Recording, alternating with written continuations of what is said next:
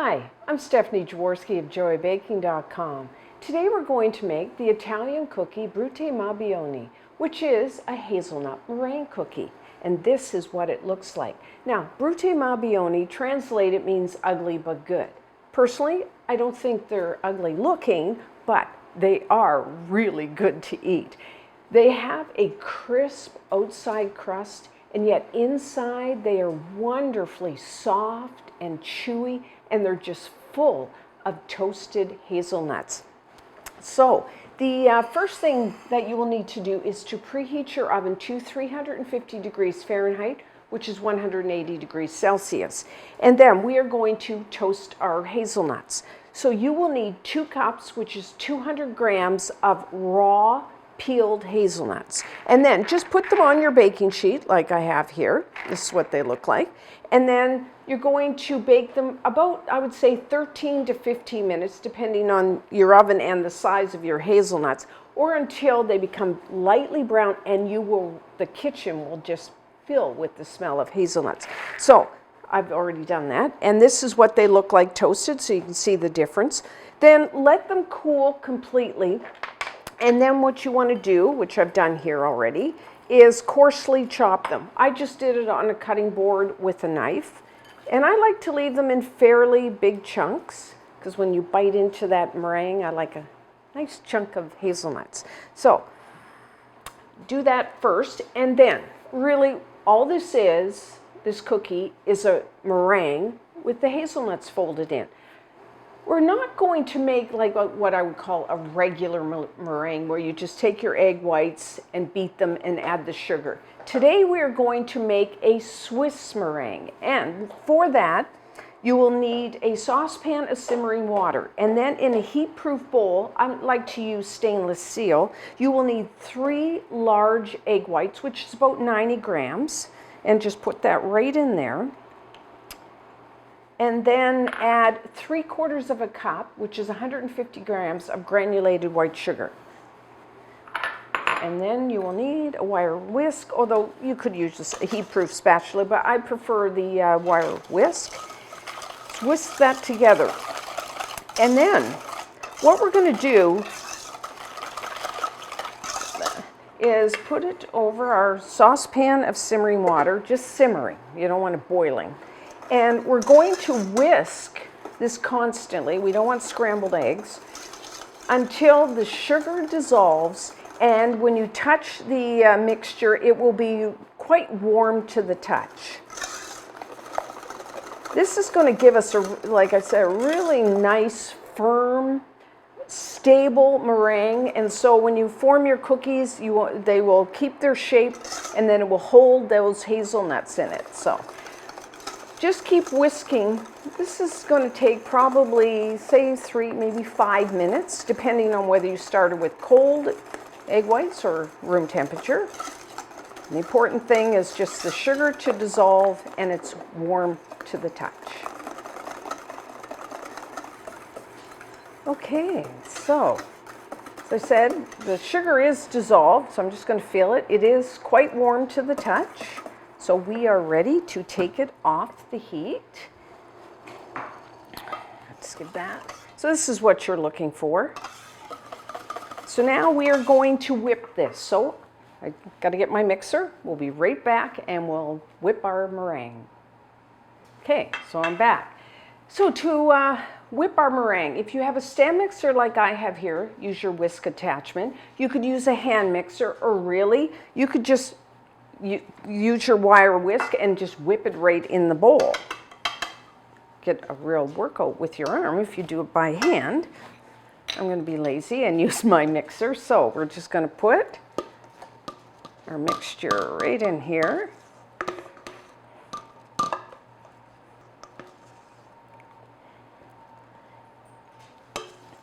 And we're going to beat this on high speed until it becomes wonderfully thick and glossy.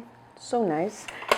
Which will take, depending on your mixer, could take like 5 minutes or even longer. If you say do it by hand, it'll probably take a little longer than that.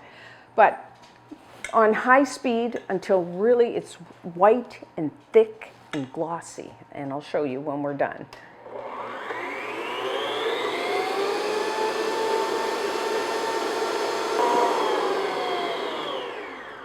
Okay, so we're done. As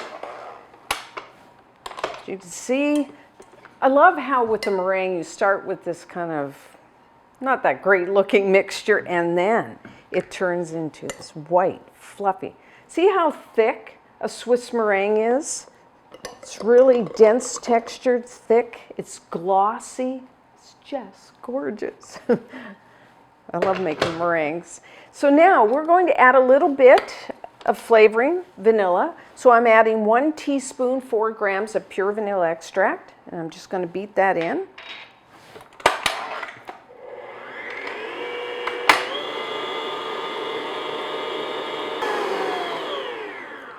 Okay.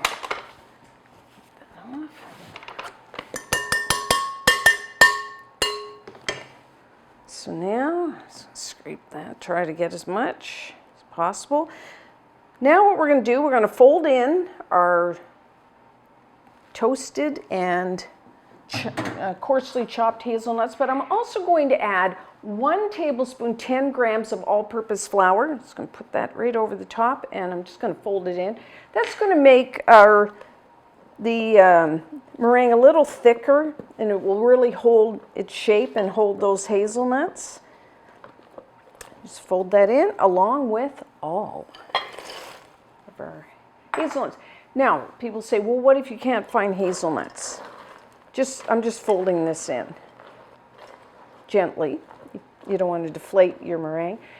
You could use toasted walnuts or almonds or pecans, same sort of thing. Typically those 3 nuts, to toast them would be usually about 8 minutes, I would say, again, until they just get a little bit of color to them and you can start to smell them. You could also add, some people like to add some like either chunks of chocolate or chocolate chips. I like the mini chocolate chips. So the hazelnut with the chocolate, the meringue, that's really good too. But I really like just the flavor of the meringue with a little bit of vanilla and those toasted hazelnut. I mean, it's just fantastic. So now, that's it. We are done. So now you need a baking sheet lined with parchment, or you could just lightly butter it or spray it with one of those nonstick sprays, or with a little bit of oil even. And then I like to use like a heaping tablespoon for each cookie. I'm using actually an ice cream scoop that's just a little over a tablespoon. You could also just use 2 spoons. And the important thing whenever you're forming cookies is that they're all the same size, so that they all bake in the same amount of time. So whatever you use to do that. And I'm just going to put maybe 3 across, maybe 5 rows down.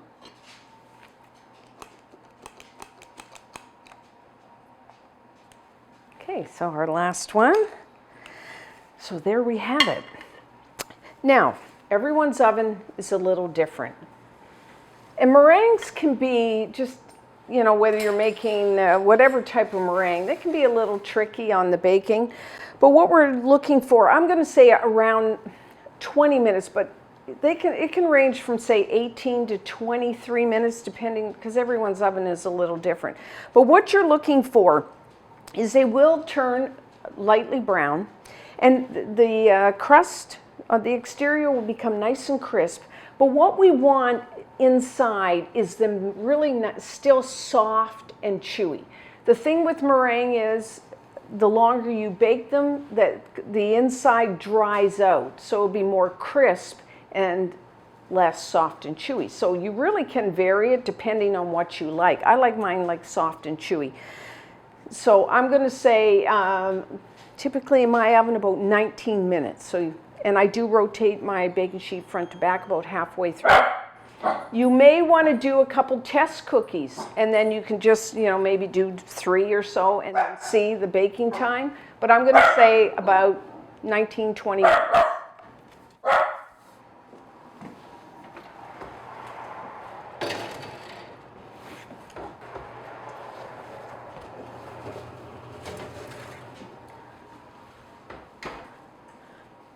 Okay, so our hazelnut meringue cookies are done. So put your baking sheet on a wire rack. You can see they're just starting to brown.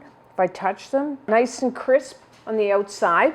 So what we want to do is let these cool completely on the baking sheet. And then when we come back, we will try one. So now let's try one of our hazelnut meringue cookies. But first, I just want to, another way you can tell that your meringues are done, which I forgot to say, is if you try to lift it from the parchment paper, the cookie will just be starting to separate. So that's another way. So I'm going to try this one. Oh, see, it's kind of still soft on the inside, yet on the outside it's nice and crispy. That's how I like it. Like I said, the longer you bake them, the more the inside will dry out. Some people like it more crisp, so you can decide how you like it. Oh.